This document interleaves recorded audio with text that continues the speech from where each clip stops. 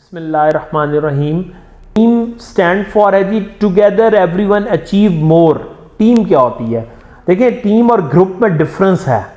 Group के अंदर लोगों का अपना विजन हो सकता है, जबकि टीम के अंदर जितने भी मेंबर्स हैं या जो भी ग्रुप्स हैं उन सबका शेयर्ड विजन होता है, उनकी शेयर्ड टीम स्पिरिट होती है, शेयरिंग और केयरिंग एटीट्यूड होता है और सब मिल के आपस में परफॉर्मेंस के गोल सेट करते हैं और तमाम लोग वो म्यूचुअली अकाउंटेबल होते हैं। तो हम टीम की डेफिनेशन इस तरह से करेंगे, क्या ग्रुप ऑफ पीपल, लोगों का group, having shared vision, team spirit, sharing and caring attitude, setting performance goals and mutually accountable for results, ये टीम होती है। Team one for all, all for one. वो जो वन है वो लीडर होता है या टीम का कैप्टन होता है, जिसकी सुपरविजन में, जिसकी गाइडलाइन में सब लोग काम कर रहे होते हैं, जिसकी डायरेक्शन पे काम करते हैं। टीम की जरूरत क्यों पेश आती है? दुनिया में किसी भी ऑर्गेनाइजेशन की सक्सेस, किसी भी बड़े गोल या एजेंडे की सक्सेस के पीछे टीम वर्क होता है। कभी भी कोई इंडिविजुअल कामयाब नहीं होता, हमेशा टीम्स ही कामयाब होती हैं और टीम वर्क बहुत ज़्यादा मैटर करता है। टीम के अंदर सिलेक्शन बहुत मैटर करती है कि right person at right job, right member को सिलेक्ट किया जाए, उसको फैसिलिटेट किया जाए, उसको प्रॉपर ट्रेनिंग दी जाए और ट्रेनिंग के साथ साथ उसको डेवलपमेंट की अपॉर्चुनिटीज़ भी प्रोवाइड की जाएं। तो टीम की ज़रूरत इसलिए पेश आती है कि सबसे पहले आपको किसी भी इदारे में रहते हुए ऑर्गेनाइज्ड वर्क फ्लो के लिए टीम की जरूरत होती है, ताकि टीम के अंदर मौजूद तमाम लोगों को उनका रोल और गोल क्लियर हो। जब रोल और गोल की क्लैरिटी होती है तो जो आपका वर्क फ्लो है वो ऑर्गेनाइज्ड हो जाता है। अच्छा, टीम के अंदर चूंकि लोग होते हैं, उससे आपकी इनोवेशन और क्रिएटिविटी जो है वो भी आपकी इन्हांस होती है। आपके सामने डिफरेंट मेथड्स आते हैं कि आप अपनी वर्किंग को किस तरह से इफेक्टिव बना सकते हैं, आप चीज़ों को किस तरह से इनोवेटिव कर सकते हैं, क्रिएटिव कर सकते हैं, आप एफिशिएंसी और इफेक्टिवनेस लेवल को कैसे अचीव कर सकते हैं, किस तरह से आप मिनिमम रिसोर्सेज को यूज करके इनपुट के लेवल को मिनिमम मेंटेन करके उससे मैक्सिमम आप आउटपुट ले सकते हैं। इसके अलावा टीम की जो जरूरत है उससे क्वालिटी वर्किंग में भी टीम की जरूरत होती है, बल्कि जो आपकी क्वालिटी डिसीजन मेकिंग है उसमें बहुत बड़ा टीम का किरदार होता है। देखें, एक ब्रेन काम करेगा तो सिचुएशन होगी, जब टीम में डिफरेंट ब्रेन काम करेंगे, वो सेम एनर्जी के साथ चीज़ों को सोचते हैं, तो उससे आपकी क्वालिटी ऑफ डिसीजन मेकिंग आपकी बेहतर होती है और आपके बेहतर फैसले कर पाते हैं। अब चूंकि इसमें लोगों का ग्रुप होता है तो आपकी एक्सपर्टीज भी शेयर हो रही होती हैं, आप एक दूसरे से लर्न भी कर रहे होते हैं, आप एक दूसरे को समझा भी रहे होते हैं, सिखा भी रहे होते हैं। तो इससे क्या होता है, इससे ज़्यादा से ज़्यादा तमाम मेंबर्स को लर्निंग अपॉर्चुनिटीज़ मिलती हैं, लर्निंग अपॉर्चुनिटीज़ भी मिलती हैं और इससे रिस्क लेवल कम हो जाता है और काम का प्रेशर भी रिड्यूस हो जाता है। अल्टीमेट क्या क्रिएट होती है सिचुएशन, कंट्रोल आपका बेहतर होता है, आपका कंट्रोल सिस्टम अच्छा होता है और आपके काम में डिसिप्लिन आता है। और जब आपके काम का कंट्रोल अच्छा होगा, उसमें डिसिप्लिन आएगा, तो अल्टीमेट आपकी परफॉर्मेंस बढ़ जाएगी और परफॉर्मेंस भी बढ़ जाएगी। और इस तरह से जब लोग टीम में काम करते हैं उनके अंदर नेटवर्किंग भी डेवलप होती है। आप इस बात को जानते हैं कि your network is your net worth. तो टीम का किरदार बहुत बुनियादी है। कोई भी ऑर्गेनाइजेशन अच्छी इफेक्टिव टीम की सिलेक्शन करके, उनको बहुत अच्छा ट्रेन करके, उनको बहुत अच्छा कंपनसेशन प्लान दे के, उनकी सर्विसेज को एक्नॉलेज करके, उनको रिवॉर्ड और अवार्ड्स के जरिए रिकग्नाइज करके परफॉर्मेंस बेहतर कर पाती है। और जब परफॉर्मेंस बेहतर होती है तो ऑर्गेनाइजेशंस के गोल्स पूरे होते हैं और अल्टीमेट ऑर्गेनाइजेशन ग्रो करती है, सक्सेसफुल ऑर्गेनाइजेशन बन जाती है। अब हम बात करेंगे कि टीम्स फेल क्यों होती हैं। देखिए, टीम के फेल होने की मल्टीपल रीजंस हैं, जिसमें सबसे पहली और बुनियादी वजह वो विजन की क्लैरिटी नहीं है, या टीम के लोगों का जो विजन है वो ऑर्गेनाइजेशन के विजन के साथ अलाइन नहीं करता। उन्होंने अपने माइंड को, उनकी विजडम, उनकी अप्रोच उस स्टेज पे नहीं जा रही, ऑर्गेनाइजेशन के विजन को नहीं टच कर पा रही। इस वजह से टीम्स फेल होती हैं। इसके अलावा जो दूसरी बड़ी वजह ये है कि उनका एजेंडा डिफरेंट होता है, मतलब वो ऑर्गेनाइजेशन के एजेंडे को अंडरस्टैंड नहीं करते, ऑर्गेनाइजेशन के गोल को अंडरस्टैंड नहीं करते, और जिस विजन को लेकर चलना होता है उस विजन को या वो लेकर नहीं चलते, या बेसिकली एजेंडा जो है वो पुअरली या इल डिफाइन होता है, उसमें प्रॉपरली क्लैरिटी नहीं होती, लोगों ने इसको अच्छे से अंडरस्टैंड ही नहीं किया होता। तो ये भी एक बहुत बड़ी वजह है जिससे टीम्स फेल हो जाती हैं। इसके अलावा जो बड़ी वजह है कि लोग अवॉइड करते हैं अकाउंटेबिलिटी को, वो चाहते हैं कि उन्हें अकाउंटेबल ना बनाया जाए, तो अकाउंटेबिलिटी का जो लैकिंग है ये भी टीम को फेल कर देता है। टीम के अंदर जो मेंबर्स हैं उनकी अगर कमिटमेंट लेवल वीक है तो इससे भी टीम्स फेल होती हैं। अगर ट्रस्ट की कमी है, आप एतमाद नहीं कर रहे, या जो किसी भी टीम का जो लीडर है उसको अपनी टीम मेंबर्स पे ट्रस्ट नहीं है, या टीम मेंबर्स को अपनी ऑर्गेनाइजेशन पे ट्रस्ट नहीं है, दोनों सूरतों के अंदर क्या होता है, टीम्स फेल हो जाती हैं। अच्छा, रिजल्ट पे फोकस ना हो, मतलब उनकी जो इंटेंशन है, जो उनका फोकस है, अगर वो फोकस उनका मेन पॉइंट से हट जाएगा तब भी टीम फेल हो जाएंगी।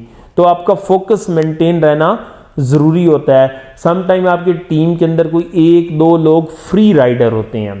फ्री राइडर ऐसे लोग बातें तो बहुत करेंगे, आप जब उनसे परफॉर्मेंस की और टू द पॉइंट आउटपुट की और कंट्रीब्यूशन की बात करेंगे तो उनका कोई कंट्रीब्यूशन नहीं होता, वो फ्री राइडर होते हैं। और ये फ्री राइडर टीम को ख़राब करते हैं और नुकसान देते हैं, काफ़ी नुकसान देते हैं। पर्सनैलिटी कॉन्फ्लिक्ट या वर्क स्टाइल जो डिफरेंस हो, ये भी एक वजह है टीम के फेल होने की। अगर आपकी पर्सनैलिटी में इख्तलाफात हैं या आपके वर्क स्टाइल पे मेंबर्स को इख्तलाफात हैं, तो ये सारी चीज़ें डिपेंड करती हैं लीडर पे। लीडर कितना एडजस्टेबल है, वो किस तरह से अपने टीम के मेंबर्स को अंडरस्टैंड करता है, और अंडरस्टैंड करने के बाद वो उनको एक सेम ट्रैक पर एक बेहतरीन एनर्जी के साथ वो लेके चलता है कि उनके दरमियान किसी किस्म का कॉन्फ्लिक्ट और वर्क स्टाइल डिफरेंस क्रिएट ना हो।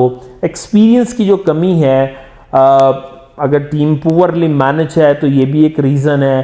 किसी कोई इंडिविजुअल परफॉर्म कर रहा है तो उसको रिकग्निशन नहीं मिल रही, ये भी एक वजह है। जो रैपिड लीडरशिप चेंजेस हैं ये भी टीम की फेलियर की वजह है। और रैपिड के लीडरशिप चेंजेस के साथ साथ अगर लीडरशिप कहीं पर रिजिड है तो ये भी टीम के फेल होने की बड़ी वजह बन जाती है। लीडर को फ्लेक्सिबल होना चाहिए, लीडर को अपने तमाम लोगों को अंडरस्टैंड करना चाहिए और उनकी कैपेसिटी और कैपेबिलिटी को अंडरस्टैंड करते हुए उनको टास्क और गोल्स असाइन करने चाहिए ताकि लोग कंफर्टेबल होके काम को परफॉर्म कर सकें। किसी ऑर्गेनाइजेशन में बहुत ज़्यादा मीटिंग भी इसकी वजह बन जाती है। जो आपके सबऑर्डिनेट्स काम कर रहे होते हैं, आप उन्हें एम्पावर ना करें तो ये भी टीम के फेल होने की वजह बन जाती है। टीम में सेल्फिशनेस हो तो ये भी फेल होने की वजह है। और अगर टीम मेंबर समझे कि वो आई सिंड्रोम हो, वो खुद को ही अकेले कुल समझना लग जाए, तो ये भी टीम के फेल होने की वजह है। टीम फेलियर की reason sector wise, organisation wise different है। इसके लिए आपको एक डीप रिसर्च और स्टडी की ज़रूरत होती है जिस पे आप काम करके आप अपनी टीम की परफॉर्मेंस गोल्स ना पूरे होने की वजह जानते हैं। अच्छा, इसके लिए आपको प्रॉपर एक रिसर्च कंडक्ट करनी चाहिए। अगर कोई भी लीडर, कोई भी ऑर्गेनाइजेशन, कोई भी इदारा अपनी टीम्स के फेल होने की रीज़न को अंडरस्टैंड नहीं करता तो फिर वो प्रॉब्लम ऑर्गेनाइजेशन में रहती है और कभी भी अच्छी टीम नहीं बन पाती।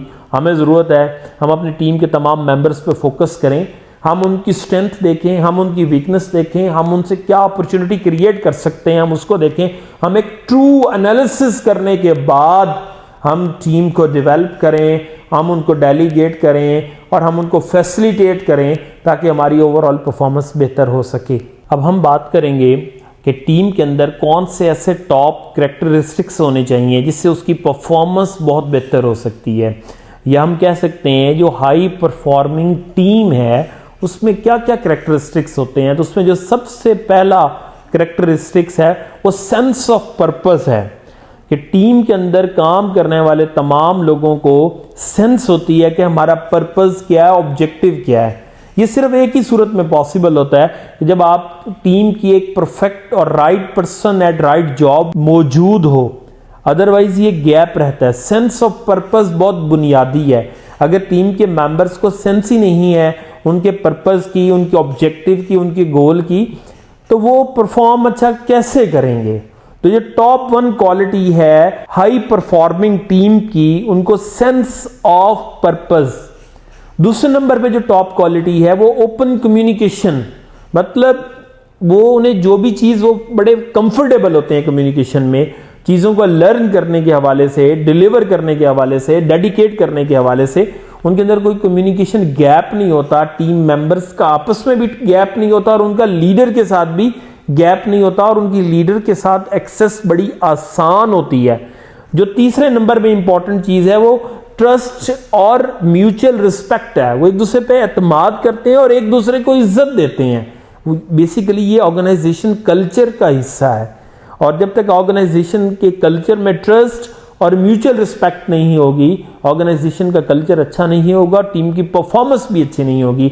जो हाई परफॉर्मिंग टीम्स हैं वो अपने ऑर्गेनाइजेशंस अपने कल्चर पे बेतहाशा काम करती हैं और काम करने का खालिस्तन मकसद क्या होता है कि एक दूसरे में ट्रस्ट डेवलप किया जाए और उनके दरमियान म्यूचुअल रिस्पेक्ट का जो ताल्लुक है वो कायम दायम रहे। जो चौथी बड़ी क्वालिटी है हाई परफॉर्मिंग टीम की वो शेयर्ड लीडरशिप है, कि लीडरशिप शेयर होती है, उनके एट्रीब्यूट्स शेयर होते हैं और लीडर बड़ा फोकस्ड पर्सन होता है, अपनी टीम की बड़ा उसका केयरिंग एटीट्यूड होता है, वो पूरी टीम की ऑनरशिप लेता है और पूरी टीम को साथ लेकर चल रहा होता है। पांचवी बड़ी वजह हाई परफॉर्मिंग टीम की मैं समझता हूं वो इफेक्टिव वर्किंग प्रोसीजर है या इफेक्टिव वर्किंग सिस्टम है, कि आपकी वर्किंग का सिस्टम इस तरह से डेवलप हुआ जो बड़ा ही इफेक्टिव और बड़ा ही एफिशिएंट है और लोगों के लिए वो इजीली अंडरस्टैंडेबल है और लोग उसमें कंफर्टेबिलिटी में रहते हुए अपना वन ऑफ द बेस्ट देते हैं। देखिए टीम के अंदर इंपॉर्टेंट चीज ये होती है कि कोई भी एम्प्लॉय जो परफॉर्म कर रहा है वो अपनी परफॉर्मेंस का 100% दे। ये तब भी हो सकता है जब आपका वर्किंग प्रोसीजर्स बहुत ज्यादा अच्छे होंगे। और इसके साथ एक जो अगला पॉइंट है वो आपने उनमें बिल्डिंग ऑन डिफरेंसेस, जो जितना अच्छा काम कर रहा है, जो जितना अच्छा चीजों को लेकर चल रहा है, आप उसको उसके अकॉर्डिंगली अप्रिशिएट करें, आप उसको उसके अकॉर्डिंगली कंपनसेट करें, उसको अंडरस्टैंड करें, उसको आप एक्नॉलेज करें।